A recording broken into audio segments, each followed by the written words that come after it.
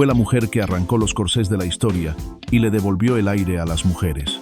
Con hilo y aguja, transformó la opresión en libertad, la incomodidad en elegancia, el silencio en un rugido que atravesó generaciones. Coco Chanel no solo diseñaba vestidos, diseñaba un nuevo destino. Cada puntada era un desafío, cada perfume una revolución. Pero mientras el mundo la coronaba como la reina de la moda, en la penumbra se tejía otra historia. En los salones del Ritz, entre copas de champaña y susurros prohibidos, su nombre aparecía junto a oficiales nazis. Su vida se enredaba en un juego de espionaje y poder que nadie imaginaba.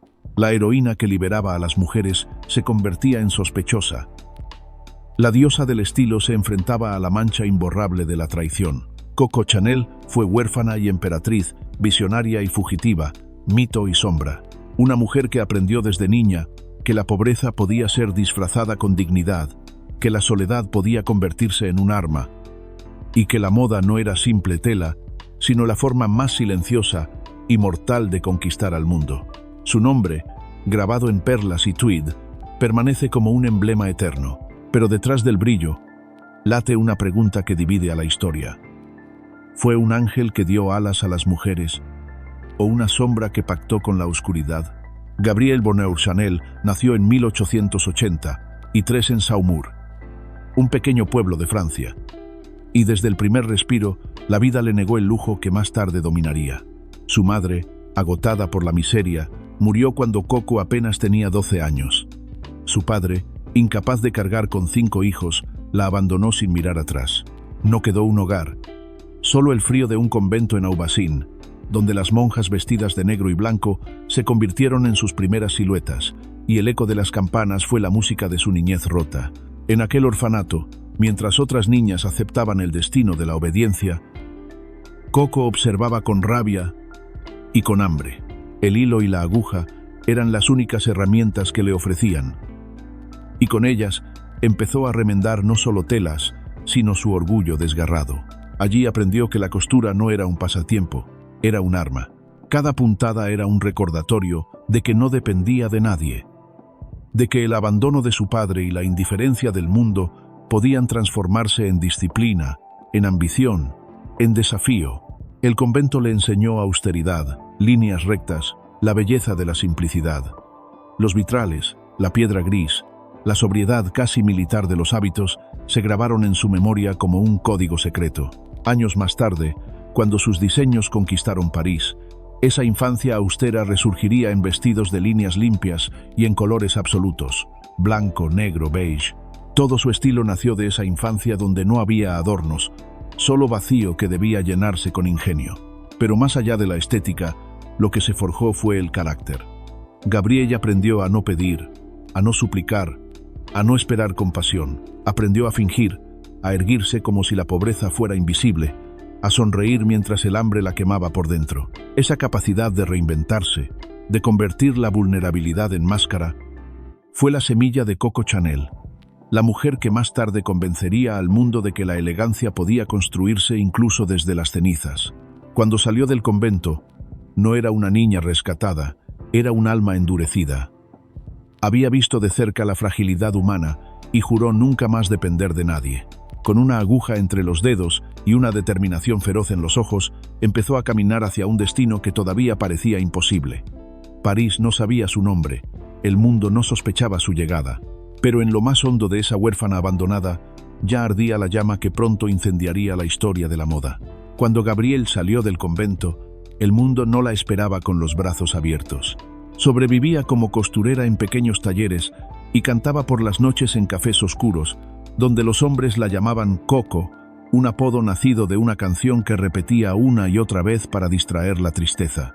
Aquel escenario de humo y aplausos efímeros no prometía gloria, pero le dio lo que más necesitaba: contactos, puertas entreabiertas hacia un destino que ella misma estaba dispuesta a forzar. Fue en ese ambiente donde conoció a Etienne Balsan, un joven rico que la introdujo en la alta sociedad francesa. Entre caballos, fiestas y amantes caprichosos, Coco descubrió que el lujo podía ser un disfraz, pero también un campo de batalla. Observaba a las mujeres de la aristocracia, atrapadas en corsés que asfixiaban su cuerpo y su espíritu, vestidos que las convertían en estatuas decorativas al servicio de la mirada masculina. En ese espectáculo de encajes y jaulas de tela, Coco sintió la misma rabia que en el convento. La mujer estaba encadenada, aunque ahora sus cadenas brillaban. Allí tomó la decisión que marcaría su nombre para siempre: destruir esas cadenas con aguja y tijera. Comenzó creando sombreros sencillos, sin plumas extravagantes ni adornos ridículos, y los convirtió en objetos de deseo. Las mujeres se sentían distintas con ellos, más libres, más modernas, como si de pronto el peso de siglos de sumisión se aligerara en sus cabezas. Su tienda en Deauville, abierta con el apoyo de Arthur Boy Capel, fue el epicentro de una revolución silenciosa. Coco no ofrecía moda, ofrecía liberación. Cortaba los vestidos hasta dejarlos fluir. Eliminaba capas innecesarias. Dejaba que la tela respirara junto al cuerpo. Sus diseños eran un escándalo en un París acostumbrado al exceso, pero precisamente por eso fueron irresistibles. Cada mujer que se atrevía a vestir Chanel no solo compraba ropa, reclamaba poder. En apenas unos años, aquella huérfana sin apellido respetable se transformó en una amenaza para la vieja guardia de la moda. Coco Chanel no pedía permiso. Arrasaba con las normas. Su estilo minimalista no era falta de imaginación, era una declaración de guerra contra todo lo que oprimía a la mujer. Y París, la capital del lujo, empezó a murmurar un nombre que pronto se volvería grito: Chanel. En 1921, Coco Chanel tomó una decisión que parecía un capricho, pero que en realidad fue un golpe maestro contra el tiempo mismo: crear un perfume. En un mundo donde las fragancias femeninas se dividían entre los aromas florales inocentes y las esencias pesadas que ocultaban el olor de un cuerpo atrapado en corsés, Chanel buscaba otra cosa. Quería una esencia que fuera tan compleja como una mujer moderna. Elegante, libre, indomable. Para esa misión eligió a Ernest Beau, un perfumista que había trabajado en la corte de los zares. Él le presentó una serie de muestras numeradas, y entre ellas la número 5. Coco no necesitó dudar. El destino tenía un número, y ese número era el suyo. Lo adoptó no solo por azar. 5 era su cifra de la suerte, el número que las monjas repetían en Aubacín cuando las niñas cruzaban el claustro en fila. El pasado se entrelazaba con el futuro, y la fragancia se convirtió en ritual. Chanel no. 5 no olía como nada conocido. No era una sola flor, sino un acorde, una sinfonía construida con jazmín, rosa de mayo, sándalo, aldehídos que daban un destello casi metálico, futurista. Era limpio y al mismo tiempo sensual, frío y ardiente, puro y misterioso. Un perfume que no describía a una mujer, sino que la inventaba. Cada gota era una máscara, un escudo, una promesa. Cuando Chanel lo lanzó, rompió todas las reglas del marketing de su tiempo.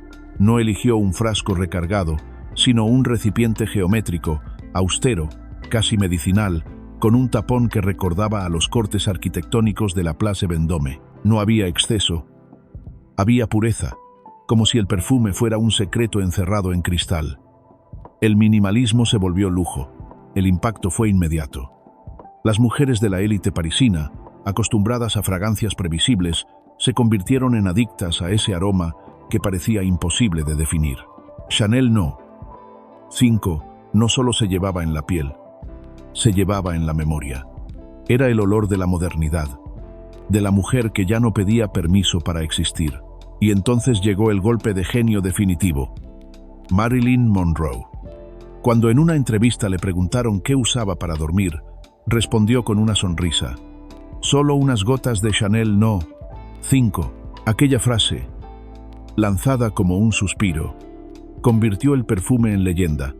Ya no era solo un frasco, era la fantasía de Hollywood, la sensualidad de la piel desnuda, la inmortalidad embotellada.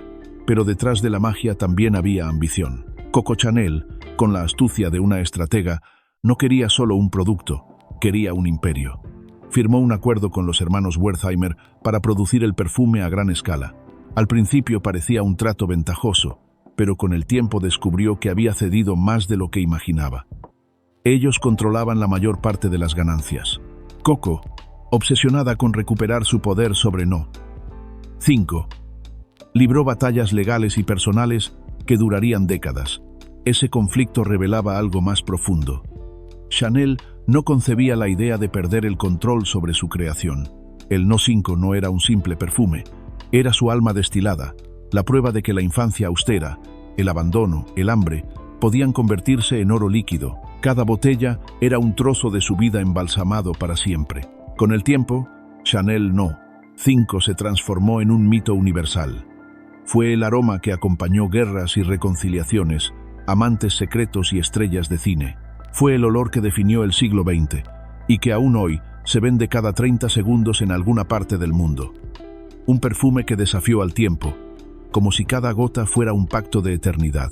Coco Chanel había conquistado la moda con telas, pero con el No 5 capturó algo aún más poderoso: la memoria, la piel, el deseo. Su nombre ya no solo vestía cuerpos, ahora envolvía almas. Y con ese frasco de cristal austero, Gabrielle, la huérfana de Saumur, se convirtió en mito inmortal. En 1926, la revista Vogue publicó una imagen que parecía inocente, casi minimalista. Un vestido negro, de líneas simples, sin adornos excesivos, diseñado por Coco Chanel. El texto lo anunciaba como el uniforme del futuro para todas las mujeres de buen gusto.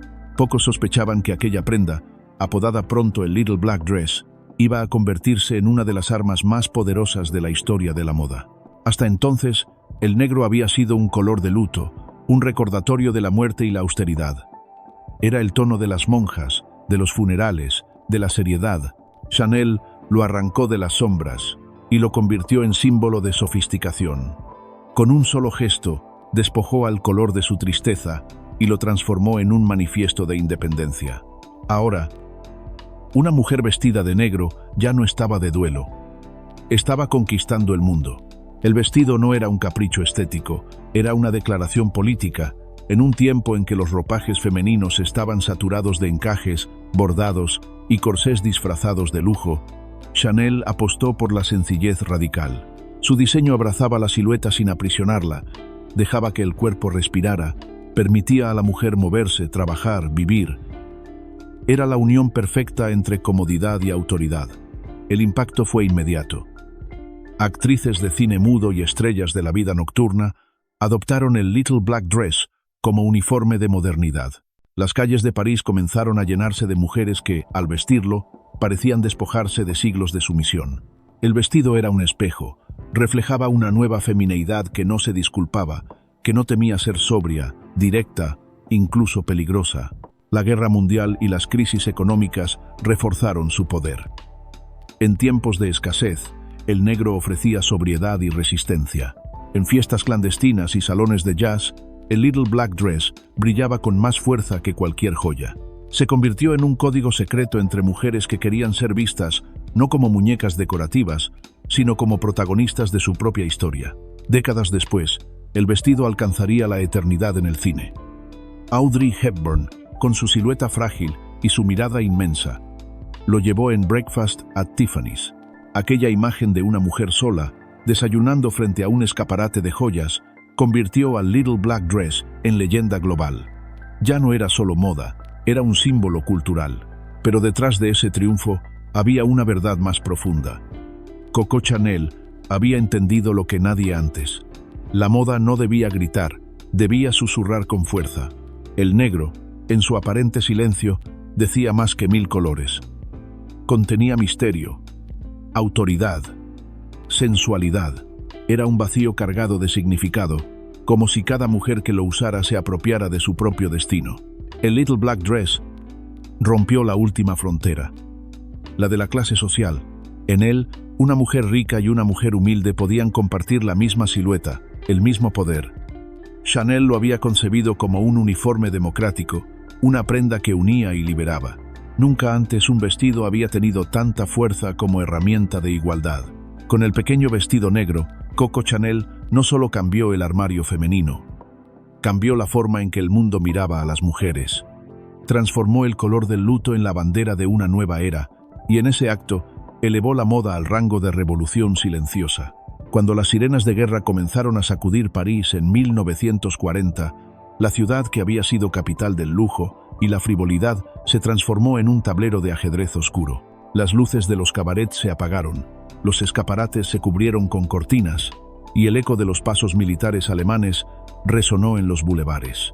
Entre ese silencio roto por botas y fusiles, una figura seguía caminando con la frente en alto: Coco Chanel. Para muchos, la ocupación significó hambre y miedo. Para Chanel, significó oportunidad y riesgo. La diseñadora, que había construido un imperio con su nombre, no estaba dispuesta a perder su poder. Su base de operaciones, el Hotel Ritz, se convirtió en refugio y prisión. Allí, entre las paredes cubiertas de terciopelo y los pasillos custodiados por oficiales nazis, Coco vivió uno de los capítulos más contradictorios de su vida. Fue en ese escenario donde inició una relación con Hans Günther von Dinklage, un oficial alemán que trabajaba como espía. Él le ofrecía protección, acceso y comodidad. Ella le ofrecía glamour, influencia y un contacto inesperado con la alta sociedad francesa. Juntos compartían cenas lujosas mientras, al otro lado de la ciudad, miles de parisinos hacían colas interminables para conseguir pan. La mujer que había liberado a las mujeres con vestidos sencillos ahora compartía copa con quienes encadenaban a Europa. Los rumores no tardaron en aparecer.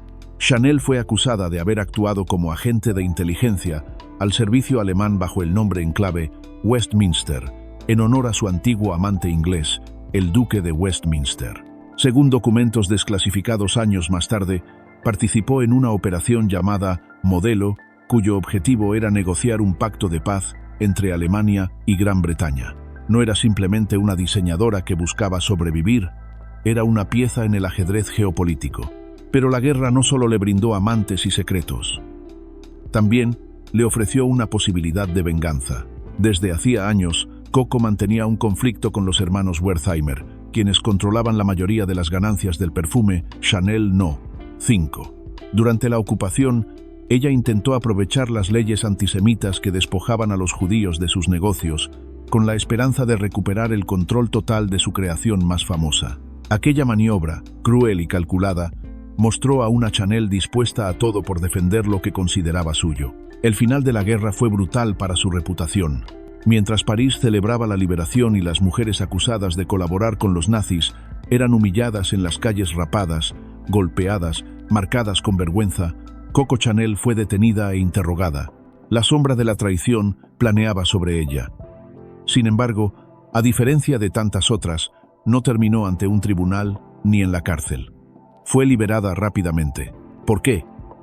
Muchos apuntaron a la intervención de Winston Churchill, viejo amigo y protector, quien habría movido hilos para salvarla de un destino humillante. El precio de esa salvación fue el exilio moral. En 1945, Chanel abandonó París y se refugió en Suiza. Allí pasó casi una década, rodeada de silencio, fortuna y sospechas. Era una reina sin trono, una diosa caída en desgracia. El mundo de la moda siguió adelante sin ella, y muchos pensaron que su historia había terminado. Sin embargo, el fantasma de su pasado no se apagó. Décadas más tarde, documentos desclasificados confirmaron que Coco Chanel sí había trabajado con los nazis, aunque la magnitud de su colaboración aún se discute. Para algunos, fue una oportunista pragmática que hizo lo necesario para sobrevivir en tiempos imposibles. Para otros, fue una traidora que manchó con sombra el vestido blanco de su legado. Lo cierto es que la Segunda Guerra Mundial reveló el lado más oscuro de Coco Chanel. Una mujer brillante y ambiciosa, capaz de reinventar la moda, pero también dispuesta a pactar con el enemigo y aprovechar la desgracia ajena. Su vida, que hasta entonces había sido una historia de liberación, se convirtió en un laberinto moral.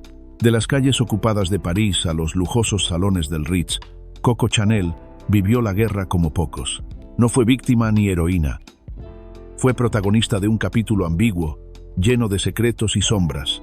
Y en ese contraste brutal entre el vestido negro que liberaba y el uniforme nazi que la rodeaba, nació la paradoja eterna de su nombre. ¿Fue Coco Chanel el ángel que dio alas a las mujeres o la sombra que pactó con la oscuridad?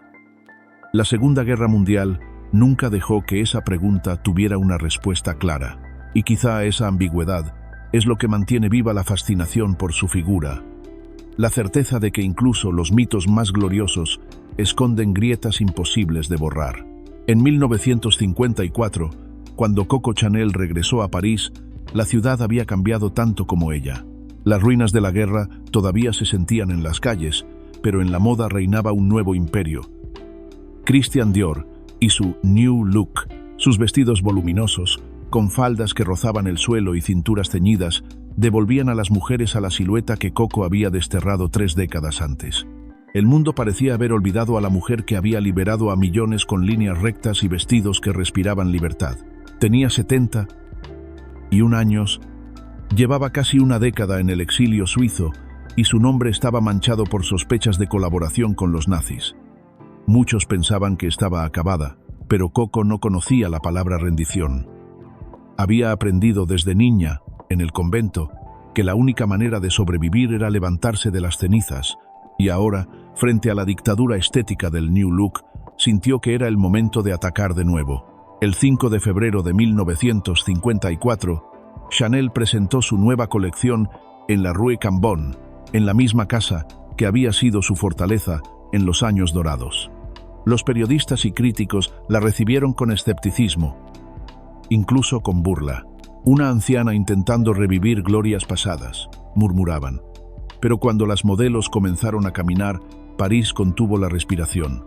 Lo que apareció no fueron princesas con faldas imposibles, sino mujeres modernas, trajes de tweed, chaquetas rectas, faldas cómodas, bolsillos útiles, líneas sobrias.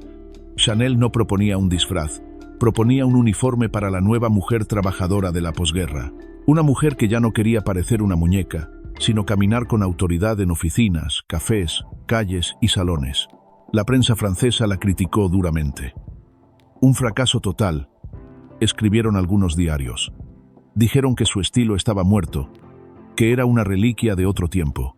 Pero fuera de Francia, en Estados Unidos y Gran Bretaña, la historia fue distinta. Allí, las mujeres que se incorporaban al mundo laboral encontraron en Chanel la aliada perfecta. Su nueva propuesta no era nostalgia, era revolución práctica. La llamada segunda vida de Chanel había comenzado. El regreso no fue solo estético, también fue personal. Coco volvió a ocupar su suite en el Hotel Ritz, como si los fantasmas de la guerra nunca la hubieran echado. Volvió a rodearse de perlas, cigarrillos y rutinas meticulosas, pero bajo esa fachada de control había una urgencia. Demostrar que pese a la edad y al pasado manchado, todavía podía dictar el rumbo de la moda mundial. Y lo logró. En pocos años, el traje de tweed se convirtió en emblema. Jackie Kennedy lo llevó en la Casa Blanca, y el mundo entero lo vio manchado de sangre el día que asesinaron a John F. Kennedy en Dallas. Aquel momento trágico convirtió el diseño de Chanel en símbolo de historia, poder y vulnerabilidad femenina. El bolso acolchado con cadena de oro, el 2.55, nació en esa misma época y se volvió objeto de deseo eterno. Cada pieza era un recordatorio de que Coco no había regresado para ser una sombra del pasado, sino para dominar otra vez. Contra todo pronóstico, la mujer marcada por la sospecha de traición recuperaba su lugar como emperatriz de la moda.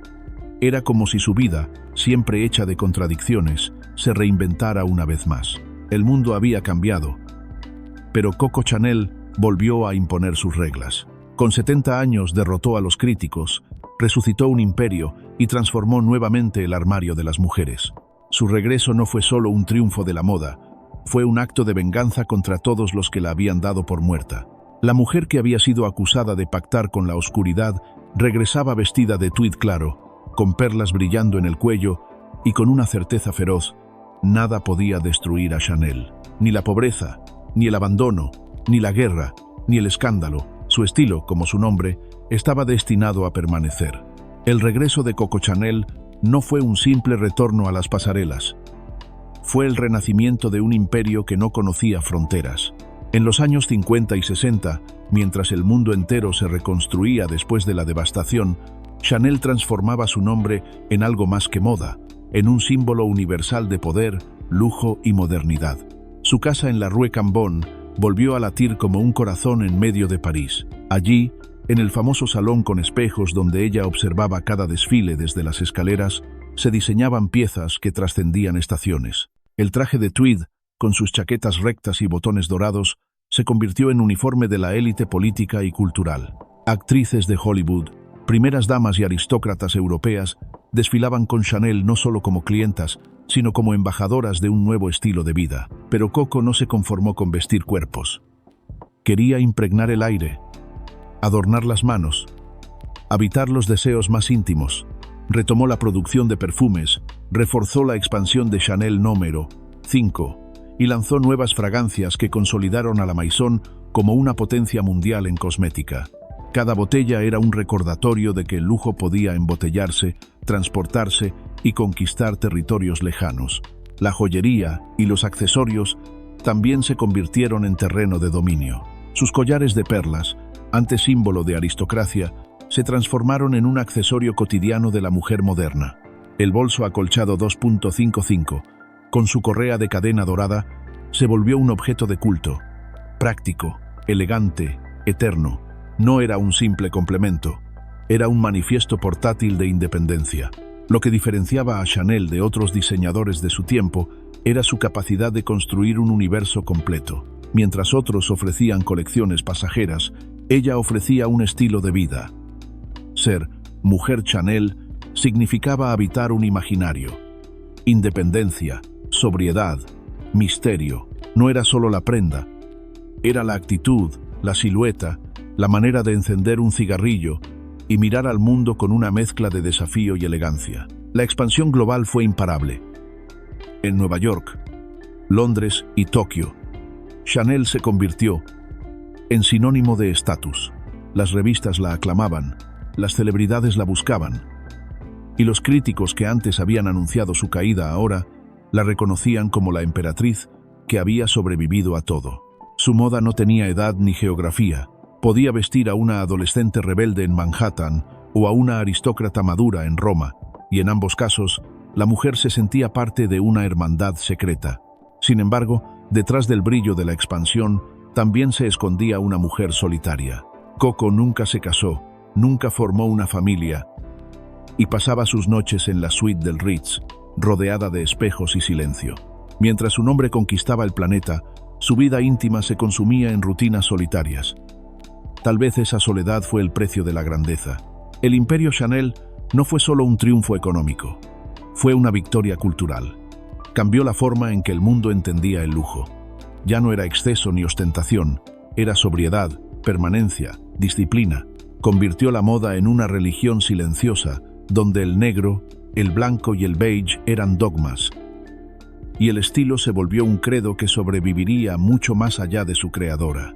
Cuando Chanel alcanzó esta cima, su nombre ya no pertenecía a una mujer de carne y hueso, sino a un mito global. La huérfana del convento de Aubusson se había transformado en la arquitecta de un imperio eterno, y aunque las sombras de la guerra todavía la perseguían, el resplandor de su obra las eclipsaba en la memoria colectiva. Chanel ya no era solo Coco. Chanel era un lenguaje universal que hablaba de poder y de elegancia en cada rincón del mundo. Coco Chanel construyó un mito de libertad. Cada vestido suyo parecía gritar que la mujer ya no estaba encadenada, que podía caminar sin corsés, sin adornos pesados, sin pedir perdón por ocupar espacio. Sus diseños hablaban de independencia, pero en su vida personal la libertad tenía un sabor distinto, el de la soledad. Desde su juventud, Chanel se rodeó de amantes poderosos, aristócratas, duques, artistas, militares. Arthur Boy Capel, el gran amor de su vida, fue quien financió su primera boutique y quien le mostró un horizonte distinto. Cuando Capel murió en un accidente automovilístico en 1919, Coco quedó devastada. Nunca volvió a entregarse con la misma pasión. Aquella pérdida fue una herida que nunca cicatrizó, un fantasma que la acompañó en cada habitación de hotel, en cada copa de champaña. Su vida amorosa posterior estuvo marcada por la conveniencia, por romances que le ofrecían conexiones y seguridad, pero nunca la plenitud de aquel primer amor. Incluso sus relaciones más comentadas con el duque de Westminster o con el oficial alemán Dinklage terminaron en desilusión o en sospecha. Coco Chanel, la mujer que vestía a millones, no encontró a nadie que pudiera vestir su vacío interior. La paradoja era brutal. Mientras miles de mujeres la veían como el símbolo de la independencia femenina, ella pasaba sus noches sola en la suite del Ritz, sentada frente al espejo, fumando cigarrillos interminables. Sus perlas brillaban, pero eran cadenas invisibles. la mujer que había dictado cómo debía lucir el siglo XX, no logró diseñar un refugio para sí misma. Y sin embargo, esa misma soledad fue también su combustible. Chanel convirtió el dolor en disciplina, la ausencia en determinación. No necesitó esposo ni hijos para construir un legado. Su apellido, grabado en tweed y cristal, se convirtió en familia universal. Tal vez esa fue su manera de desafiar no solo al patriarcado, sino también al destino. Demostrar que una mujer podía dejar huella sin encajar en el molde de esposa, sumisa o madre ejemplar. Pero la independencia tenía un costo emocional. Coco era conocida por su carácter duro, sarcástico, incluso cruel. Rechazaba la debilidad, despreciaba las lágrimas y mantenía a todos a distancia. Amigas, colaboradores, modelos, todos coincidían en que la cercanía con ella era tan magnética como peligrosa. Chanel podía elevar a alguien al Olimpo con un comentario o destruirlo con una sola frase. En el fondo, esa dureza era un muro. La huérfana de Aubassin nunca dejó de temer el abandono y se protegía atacando primero. Su biografía está marcada por conquistas profesionales, pero también por un vacío personal insondable. La mujer libre que ofrecía al mundo una silueta sin cadenas arrastraba las cadenas invisibles de su propio pasado. Su imagen pública, no obstante, siguió creciendo. Coco Chanel era fotografiada rodeada de flores en sus desfiles, con jóvenes modelos que parecían sus hijas sustitutas. Los periódicos hablaban de ella como de una reina intocable, una leyenda viviente. Nadie podía imaginar que detrás de la corona de perlas, el trono era de cristal frágil, sostenido por la disciplina y por un corazón que nunca dejó de sentir frío. La tragedia personal de Chanel es que, al liberar a todas las mujeres, nunca logró liberarse a sí misma. Sus vestidos dieron movimiento a generaciones enteras, pero su propia vida quedó atrapada en un círculo de pérdida, desconfianza y soledad. Así, Coco Chanel encarnó a la mujer libre, pero también a la mujer prisionera de sus propias sombras. Un ícono que enseñó al mundo a caminar con la cabeza en alto, mientras en sus noches más silenciosas seguía buscando, sin encontrar, a la niña perdida en un convento de piedra. El nombre de Coco Chanel no quedó encerrado en pasarelas ni en boutique. Su verdadero poder fue haber sembrado una semilla cultural que transformó la manera en que las mujeres se miraban a sí mismas y cómo el mundo debía mirarlas. Su legado no se mide solo en vestidos o perfumes. Se mide en la revolución silenciosa que hizo de la moda un lenguaje de emancipación. Antes de Chanel, la ropa femenina era una prisión. Con corsés, faldas inmensas y adornos exagerados, las mujeres eran monumentos decorativos que apenas podían respirar. Después de Chanel, la ropa se convirtió en un arma discreta, líneas simples, tejidos cómodos, colores sobrios. Un traje de tweed no era solo tela, era un manifiesto que decía: estoy aquí, ocupo mi espacio, trabajo, decido, existo sin pedir permiso. Ese cambio fue cultural porque dio a la mujer moderna un uniforme de libertad. En oficinas, en cafés, en universidades, el estilo Chanel se convirtió en símbolo de autoridad silenciosa. Ya no se trataba de parecer frágil o dócil, sino de mostrar fuerza sin necesidad de gritar. La feminidad, reinterpretada por Coco, no era sumisión ni ornamento. Era estrategia, independencia, identidad. Pero el impacto de Chanel trascendió la moda. En la literatura, en el cine, en la música, su nombre se volvió metáfora de elegancia. Escritores la mencionaban como ejemplo de modernidad. Actrices la encarnaban como ícono. Cantantes la usaban como símbolo de lujo eterno. Chanel se convirtió en una palabra con poder propio, capaz de evocar en un solo gesto un universo de estilo, misterio y autoridad. El perfume No. 5 fue parte esencial de este legado cultural. No era solo una fragancia, era un amuleto social. Usarlo equivalía a pertenecer a una hermandad invisible de mujeres que se reconocían en ese aroma. Marilyn Monroe, al confesar que dormía solo con unas gotas de No.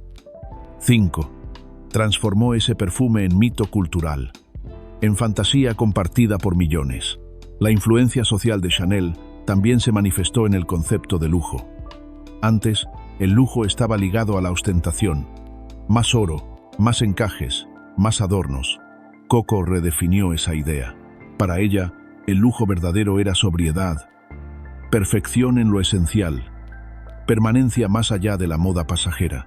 Su famosa frase, "La moda pasa, el estilo permanece", se convirtió en una sentencia cultural que aún hoy guía a generaciones enteras. Incluso en la política del cuerpo femenino, Chanel tuvo un impacto decisivo. Suprimir el corsé fue un acto de rebelión contra siglos de opresión. Enseñar que una mujer podía vestirse con un traje recto y seguir siendo sensual fue un golpe al corazón de las estructuras patriarcales. Chanel demostró que la seducción no dependía de encajes ni adornos, sino de la confianza y la actitud. Ese mensaje sigue vivo en cada mujer que elige vestirse para sí misma y no para el juicio ajeno. Y sin embargo, su legado no está libre de sombras. La revelación de sus vínculos con el régimen nazi planteó una paradoja cultural. ¿Cómo reconciliar a la liberadora de mujeres con la sospechosa de haber pactado con la oscuridad? Esa tensión sigue alimentando debates, libros y películas. Coco Chanel, en la memoria colectiva, es tanto el ángel que cambió la moda como la sombra que nunca se borrará del todo. Quizá ese sea el secreto de su permanencia. No es un mito plano ni una heroína inmaculada. Es una figura contradictoria, fascinante, que obliga a reflexionar sobre el poder, la ambición y la fragilidad humana. Chanel no solo influyó en la forma de vestir, influyó en la forma de pensar el papel de la mujer en el siglo XX y más allá. Hoy, más de medio siglo después de su muerte, las tiendas Chanel siguen siendo templos del lujo moderno, pero detrás de cada escaparate, detrás de cada frasco de perfume, late la historia de una mujer que cambió la cultura para siempre. Coco Chanel convirtió la moda en un lenguaje de libertad y con ello inscribió su nombre en la historia social del mundo. Coco Chanel murió en 1971 en su suite del Hotel Ritz, sola, a los 87 años. Su final fue tan silencioso como su estilo, sin alardes, sin despedidas públicas, sin familia alrededor, pero en el instante en que su corazón dejó de latir, el mito se volvió inmortal. La mujer que había nacido en la pobreza y el abandono se convirtió en leyenda eterna. Sin embargo, esa leyenda arrastraba un peso incómodo, la controversia. Por un lado, estaba la imagen de la diosa de la moda, la creadora del Little Black Dress, del perfume No. 5. De los trajes de tweed que dieron poder a las mujeres del siglo XX. Para millones, Chanel fue la arquitecta de un estilo que no envejecía, la diseñadora que había liberado al cuerpo femenino de cadenas invisibles. En las páginas de revistas, en los desfiles y en los museos, su nombre brillaba como sinónimo de elegancia eterna. Pero por otro lado, estaba la sombra de la guerra. Los archivos desclasificados en las décadas posteriores confirmaron lo que durante años fue rumor. Coco Chanel colaboró con la inteligencia alemana bajo el nombre en clave Westminster. Para algunos historiadores, fue una espía menor, más movida por intereses personales que por ideología. Para otros, fue cómplice consciente de un régimen que devastó Europa. La mujer que había liberado a millones con sus vestidos había, al mismo tiempo, pactado con la oscuridad. Ese contraste convirtió a Chanel en una figura incómoda. ¿Cómo celebrar a alguien que transformó la historia de la moda mientras se ignoran sus pactos con el enemigo? ¿Es posible separar la obra del creador, la luz de la sombra? Cada libro, cada documental, cada biografía se enfrenta a esas preguntas, y las respuestas nunca son unánimes. La controversia no frenó su ascenso póstumo, al contrario, lo intensificó. Chanel se volvió un enigma irresistible. Sus contradicciones la hicieron aún más fascinante. Huérfana y emperatriz, liberadora y sospechosa, mito y traidora. Esa dualidad es lo que la mantiene viva en la memoria cultural. Si hubiera sido solo una diseñadora brillante, tal vez hoy sería recordada como tantas otras. Pero al ser un personaje marcado por la ambigüedad, Coco Chanel se convirtió en leyenda. La casa Chanel, después de su muerte, siguió alimentando ese mito. Karl Lagerfeld tomó las riendas en los años 80 y convirtió la marca en un gigante global, reimaginando los símbolos creados por Coco, las perlas, el tweed, el negro eterno. Así, el nombre Chanel sobrevivió a su creadora, expandiéndose hasta alcanzar un imperio que ella misma quizá no habría imaginado. Sin embargo, cada éxito moderno de la Maison reactiva las preguntas sobre su fundadora.